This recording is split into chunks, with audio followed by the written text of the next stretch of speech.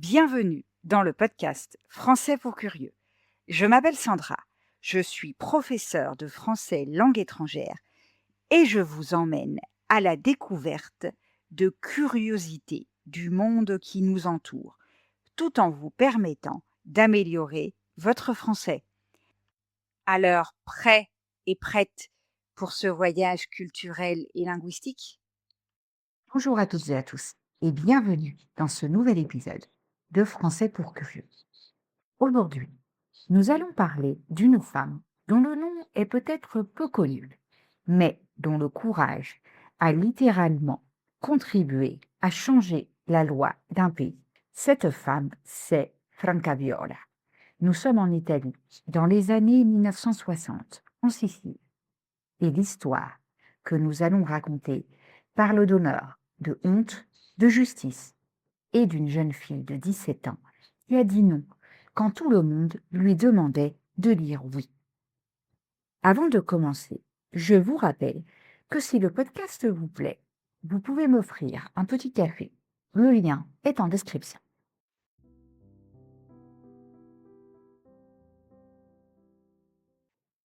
Pour comprendre l'histoire de Francaviola, il faut d'abord comprendre la société dans laquelle elle a vécu. Dans l'Italie des années 1960, et tout particulièrement en Sicile, la virginité d'une femme était considérée comme son bien le plus précieux. Pas pour elle, pour sa famille.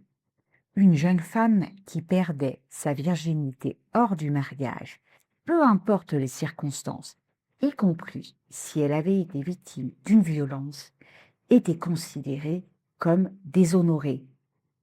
C'était une femme sans honneur. Cette honte ne touchait pas seulement la femme, elle touchait toute sa famille, son père, ses frères, ses oncles. Dans ce système de valeurs, l'honneur familial était une affaire collective et sa perte était un scandale public. Dans ce contexte, une pratique s'était installée, encadrée et même légalisée, le mariage réparateur. Qu'est-ce qu'était le mariage réparateur? Le principe est simple et effarant. Si un homme enlevait une femme, la violait et l'épousait ensuite, il échappait à toute poursuite judiciaire. Son crime était automatiquement effacé. Cette pratique reposait sur une logique patriarcale. Le viol n'était pas considéré comme un crime contre la personne, mais comme un crime contre la morale publique.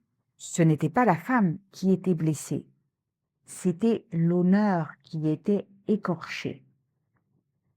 Et le mariage, selon cette logique un peu tordue, réparait cet honneur. Attention, ce n'était pas une coutume sociale, c'était inscrit dans le code pénal italien, à l'article 544. Un violeur qui épousait sa victime voyait sa condamnation annulée. La loi elle-même cautionnait le crime, à condition qu'il soit suivi d'un mariage. Cette loi ne sera abrogée qu'en 1981, soit 16 ans après les événements que nous allons raconter.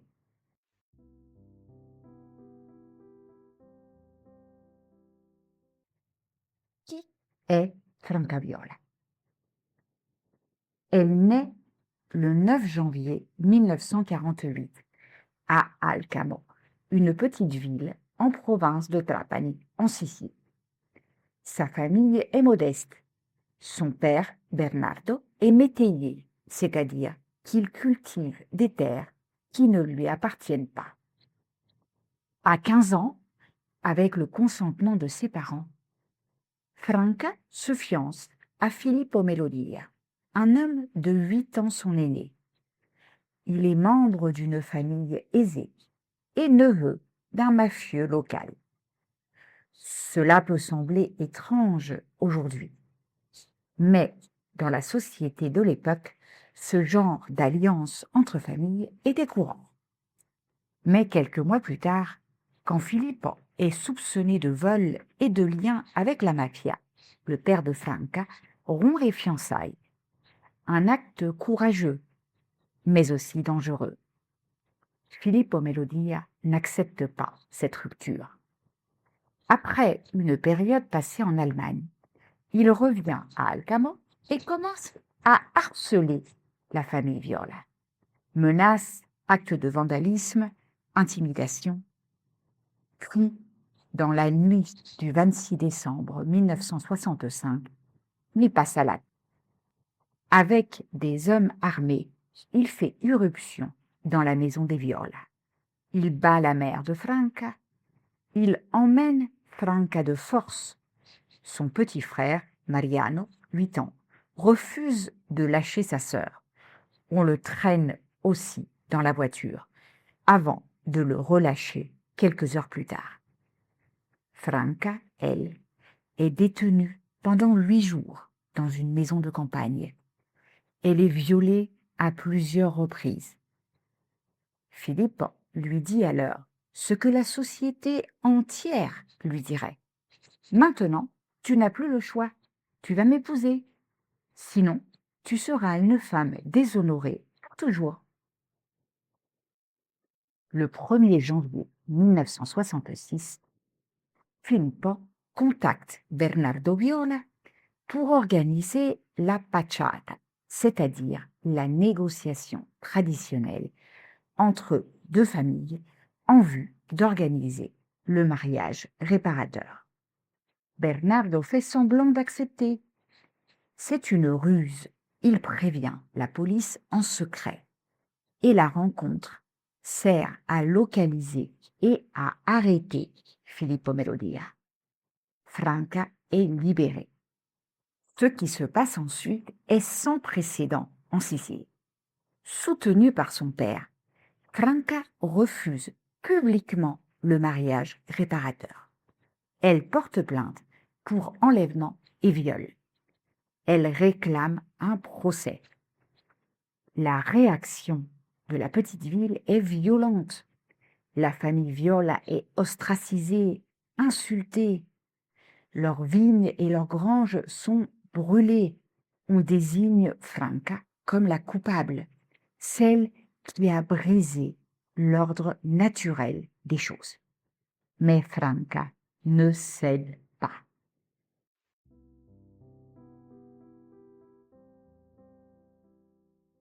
Le procès s'ouvre en 1966.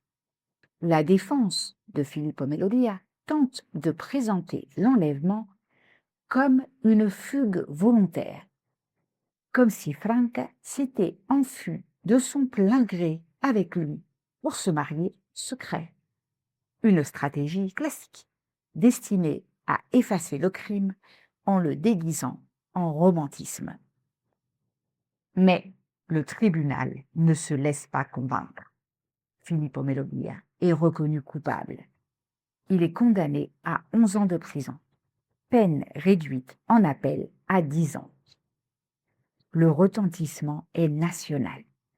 Pour la première fois, une femme en Italie, victime de viol, refusait publiquement le mariage réparateur et obtenait la condamnation de son agresseur.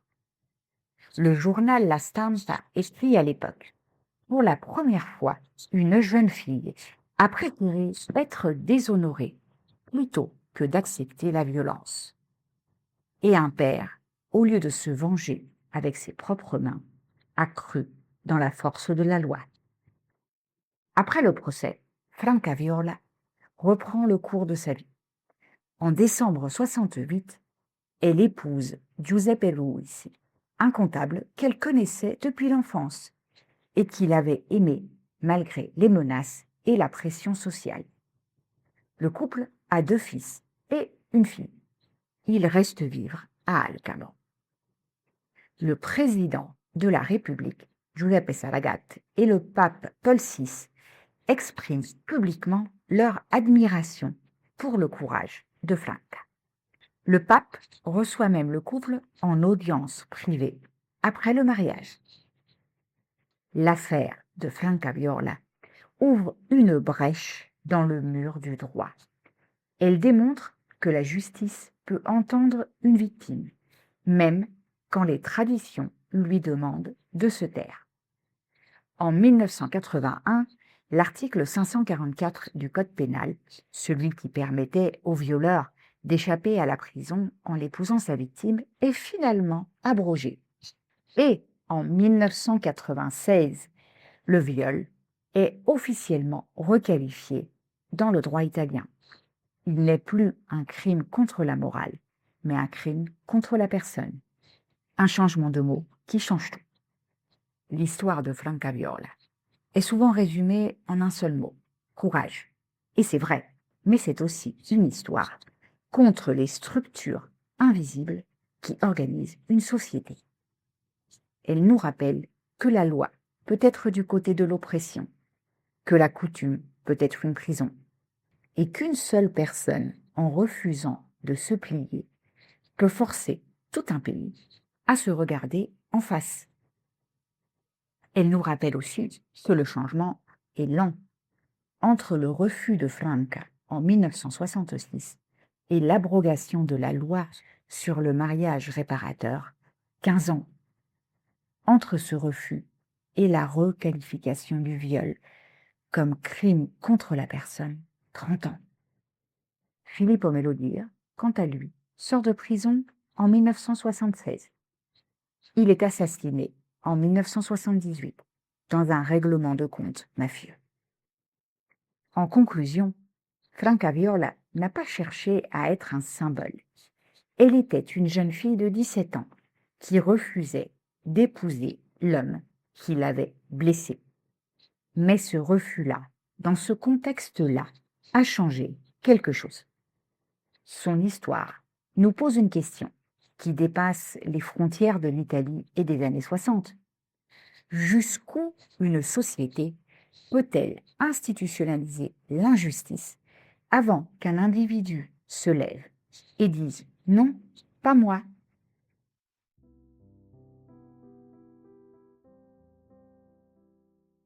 Et voilà, nous arrivons au terme de l'épisode d'aujourd'hui. J'espère que vous avez aimé ce que vous avez entendu. Si c'est le cas, je vous invite à laisser un message sur votre plateforme d'écoute préférée et à partager l'épisode autour de vous. On se retrouve très bientôt pour d'autres curiosités.